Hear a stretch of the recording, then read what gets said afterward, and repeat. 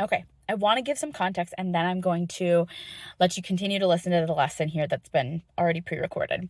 What I want to say is that in general, as you know, part of the pillars of higher self-awakening is to support you not only in completely blowing the lid off of your third eye so that you can fully channel intuitive information, but what you've learned after watching the self-love safety lesson 1 is that, in order to do that, we still need to maintain and be grounded in our bodies.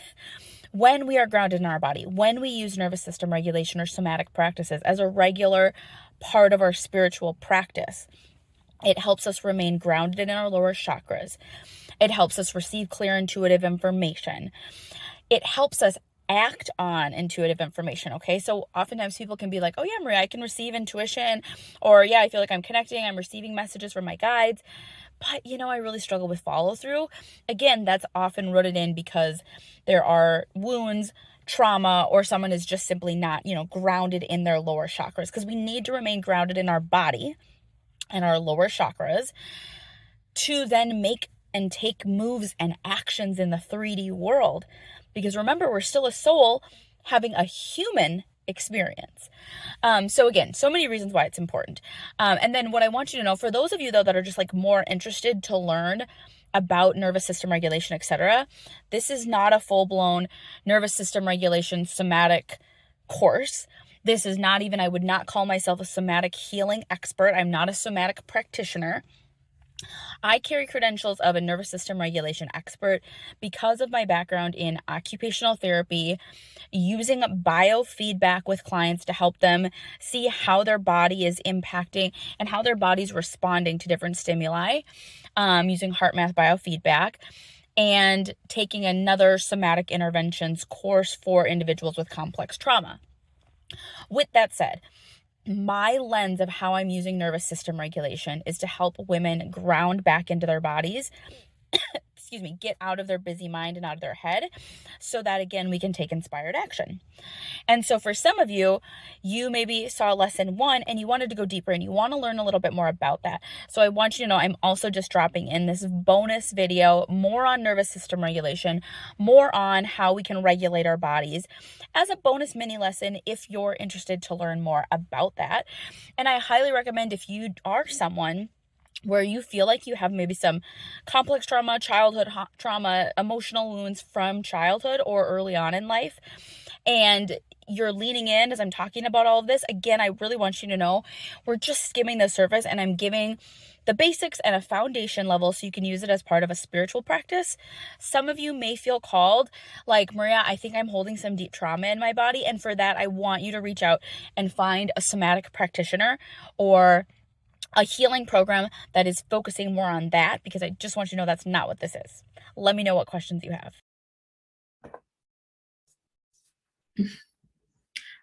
So in part 2, we are actually going to explore the different body-based strategies that you can use to shift out of frazzled, stressed, overwhelmed, whatever it is.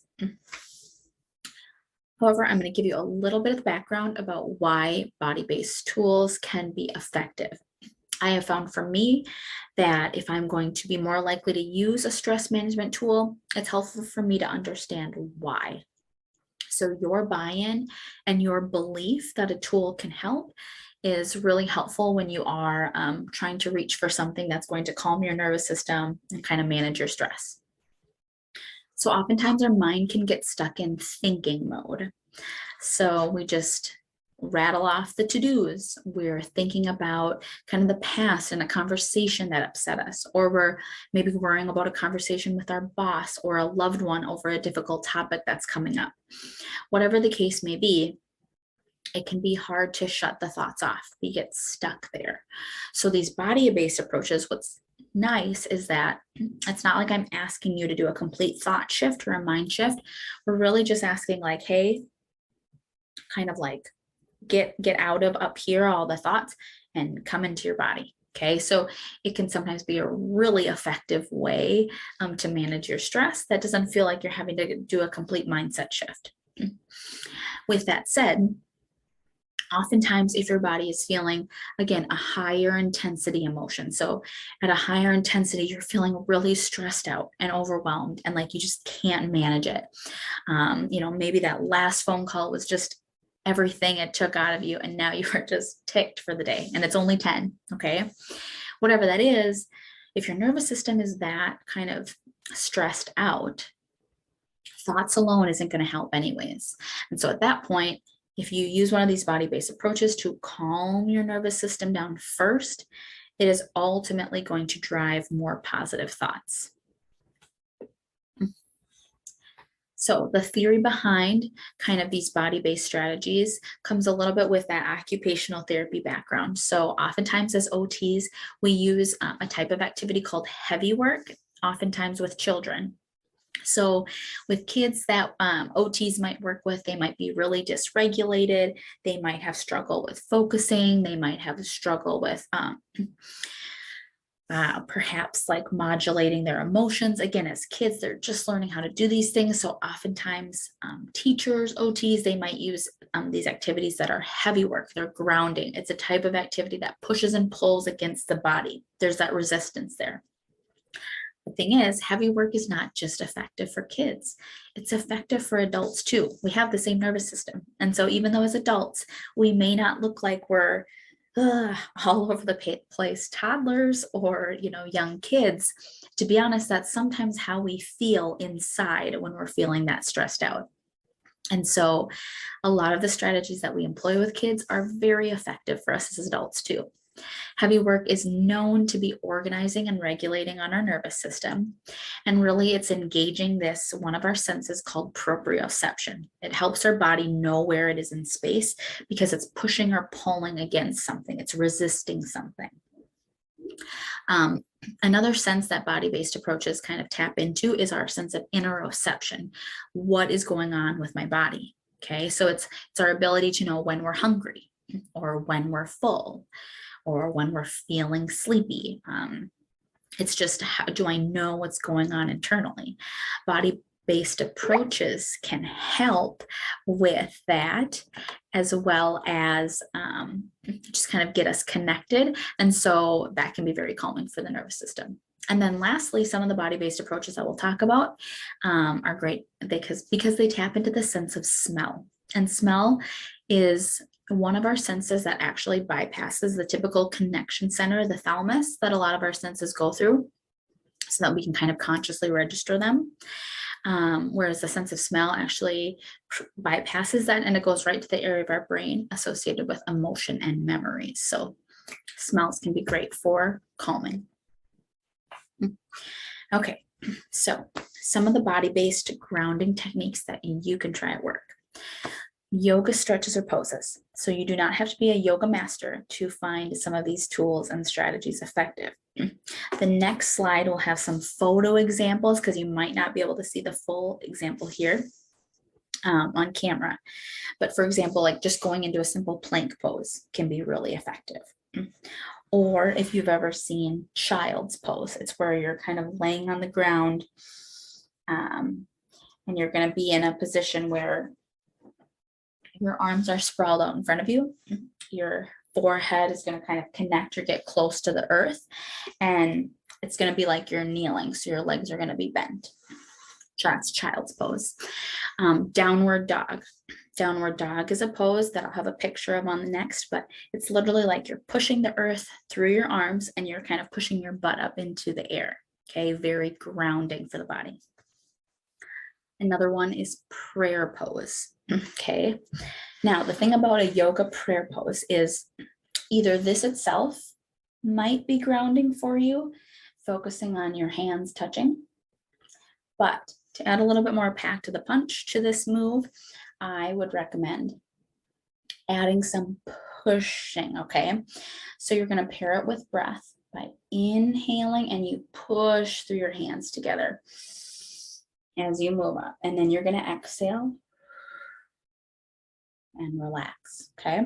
Again, inhale, push through your hands, push through the palms, exhale. Now notice when you do a move like that, you're not thinking about the 20 million to-dos that you have. It's easy to let some of that stress melt away. And to be honest, that act of pushing is what's calming and regulating for the nervous system. It's giving kind of a place for that stress to go. It's allowing you to clear and shift through it without like stressing you out more, perhaps. So again, I call it a pushing prayer pose where you're going to push and you're going to inhale in, exhale, relax down. Okay, so that's a good pose. Another one is a brisk walk. So a brisk walk itself could be grounding and stress relieving. And for sure, some of you, maybe you try to add in a walk at lunch or you add in a walk after work. But know that some of these things, we think a lot of these movements as just exercise. So you think you have to do them for 20, 30, 40 minutes. When in fact, if we're really just looking to get a calming, grounding effect to manage our stress during midday, we can get it out of our heads that it has to be for 30, 45 minutes.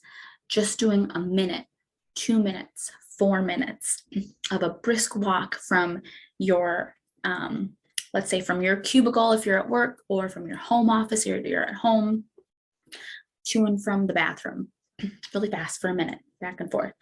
Or to make it more grounding and maybe calming, because to be honest, a brisk walk could also just be alerting if you're feeling low energy. You could add some weights. Okay, so great stress reliever, add some light weights to your hands, lotion bottles, water bottles, just something that has a little resistance, and just do a couple of laps back and forth to the bathroom. Okay, can have a simple grounding, calming effect, bring you back to your desk feeling clearer. Okay, so we're talking about ways to add little small doses throughout your workday, throughout your home day, so that you can more easily and effectively clear through and manage your stress, versus waiting until the end of the day when it's all built up, and then trying to figure out, okay, now what do I do before you go home or before you spend time with your family. All right, so that's the brisk or weighted walk. Chair push-ups is one of my favorite. Now, I don't have a chair with armrests, but if you're at home or at the office and you have a chair with armrests and preferably no wheels, that's going to be best.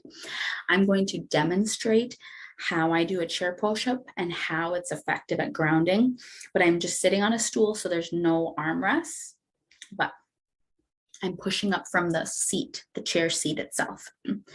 So chair push-ups, you are going to push up. So if you have an armrest, you're pushing through the armrest and down. Okay, so if you had armrests, your arms would be more here and you'd kind of be going up and down, but my hands are just on the bottom of this chair. Now, it can be very regulating for the breath. So how I'm going to have you try a chair push-up as a grounding technique is similar to the prayer pose. You're going to inhale as you go up, exhale as you slowly lower down. Inhale up, pushing through your arms. So you're lifting your butt off the chair, and then exhale down.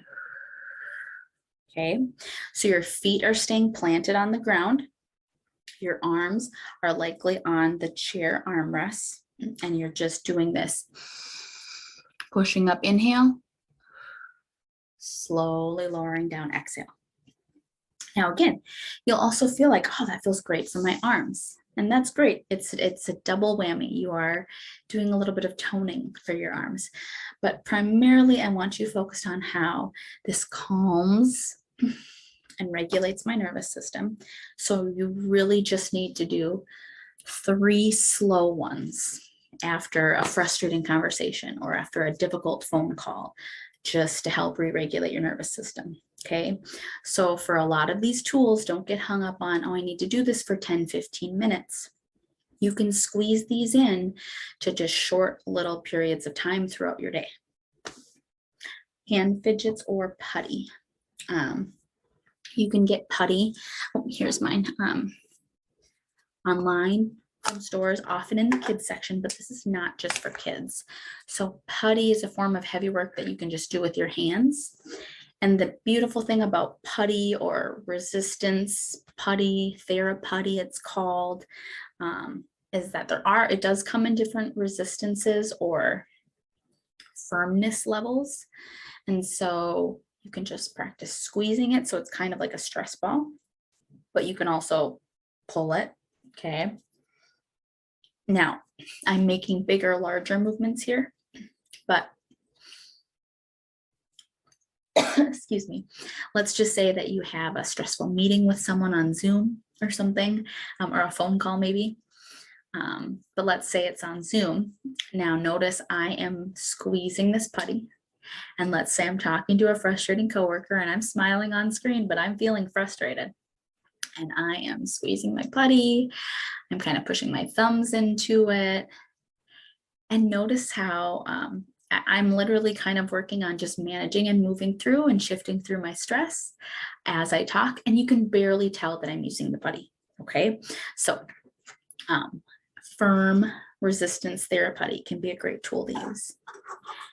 Slurping a thick liquid can actually be very grounding for your body. So maybe you do a smoothie for breakfast, midday, lunch, but actually when you sip a thicker liquid through a straw, it is a way to shift into being mode. I mean, it's kind of a very mindful activity, and it's a resistance, but at your mouth.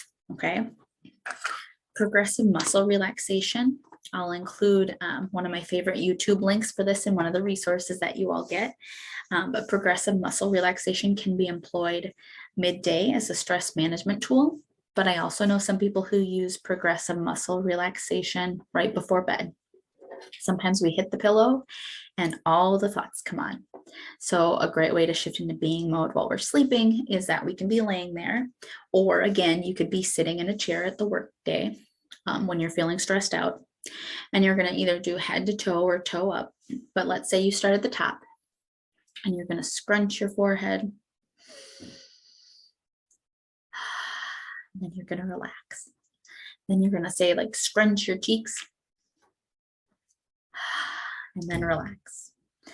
And then you might scrunch your shoulders, thinking about your shoulders, and relax. Then you're going to do your fists and relax. Okay. If you were trying those movements with me, again, you'll find that it's hard to tick off your to-do list. It's hard to be thinking about what's upsetting you or frustrating you when you're doing these body-based techniques. However, at the same time, because there's some resistance, push, and pull to them, you are releasing and moving through that stress or irritability or worry or whatever it is. So it's a great way to calm your nervous system so that you feel more prepared to kind of plan, okay, what do I got to do next? Because remember, the thing about a body-based strategy is that these obviously aren't problem solvers.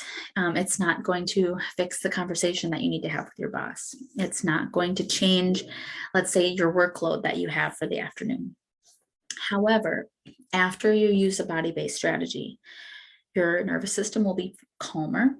It drives clearer thoughts so that you're going to better be able to prioritize. Maybe, okay, I know I have 20 million things to do. I'm going to start with these 5 this afternoon, and I'm just going to focus on this one for the next 30 minutes. Or, I had a really frustrating conversation with my boss, my best friend, whatever it is, and that's really stressing me out today. After you employ some body-based techniques, you might have a clearer head to say, okay, maybe I was in the wrong. Now I'm feeling a little bit cooler. I'm going to try not to think about it, but after work, I'm going to plan on sending a message to whoever it is that I need to maybe repair some conflict with. Or maybe you decide, you know what, it's something that I just need to let rest this week and I'll pick it up next week. All I'm saying is these tools are going to help shift you into clearer thinking mode so that when you do go back to thinking mode, it's not from a stress state. Okay. And then lastly, anchoring into your breath or the heart. So this one, it might feel probably maybe the least grounding in that it's not really a body movement per se, but you are trying to focus your attention either just on feeling your breath as you inhale and exhale,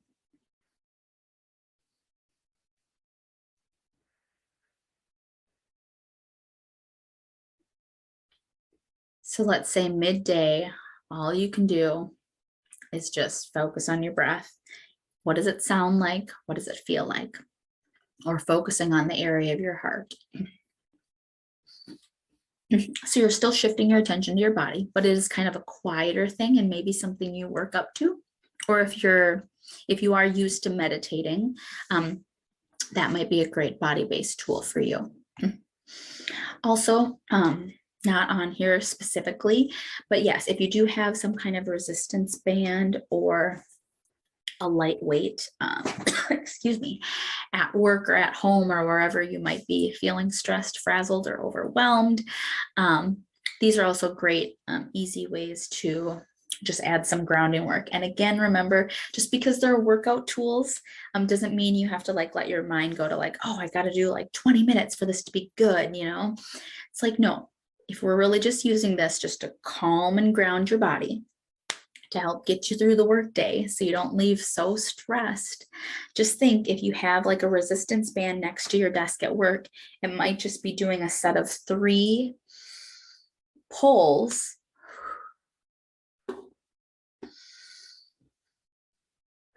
You know, maybe you do 3 mindful pull and relaxes in between each of your Zoom meetings. You might notice that that makes a huge difference in feeling like just dead after 20 Zoom meetings and stressful things. Okay. So that's how you could use that, or even a weight. Again, maybe you keep a weight near your desk and you just do 5 mindful bicep curls when you start to get ramped up from a work project, and you just like once on the hour, you do a set of 5 on each side. So remember, think of these as like they're bonus moves. Maybe it is toning a body part or something, but the focus is that it's grounding your nervous system. So don't get caught up in number of reps or, is this my exercise for the day? I mean, it can be, but it's bonus. Okay. So lastly, I just want to point out that these body-based tools can feel super effective because you can really sneak any of the tools that I just mentioned into a minute, 2 minutes, 5 minutes, or 10 minutes. It can be as long as depending on the window that you have. But it's really hard to say, oh, I don't have time for this. I can't manage my stress, because you can. Any of us have time to fit in 3 chair push-ups intentionally, or to let's say add some essential oils next to our desk. So maybe you go to the store, or your friend sells Young Living essential oils or doTERRA or whatever that is, or you just go somewhere. Yes, absolutely, you want to try to find a higher therapeutic grade, but anyways, let's just say that scents are calming and relaxing for you. So again, you keep one of these next to your desk. You have time to grab an oil and take a few breaths. Okay. So with these body-based tools, it's hard to say I don't have time, because a lot of them, it doesn't take very long. Or for example, the putty, you can purchase this and you can be working through it while you're doing your Zoom meetings, or while you're doing something else, and know that it is helping with calming and relaxing your nervous system. So as I mentioned, these are just some other tools that you can even add in. So with the oils, some of them make these stressor roller oils that you can just roll on your palms, or you can get a lavender scented lotion or a room spray just to like make it more relaxing, calming in whatever your workspace is, or just having some kind of visual reminder like the breathe sign, something that's calming for you though, not something that's going to be annoying.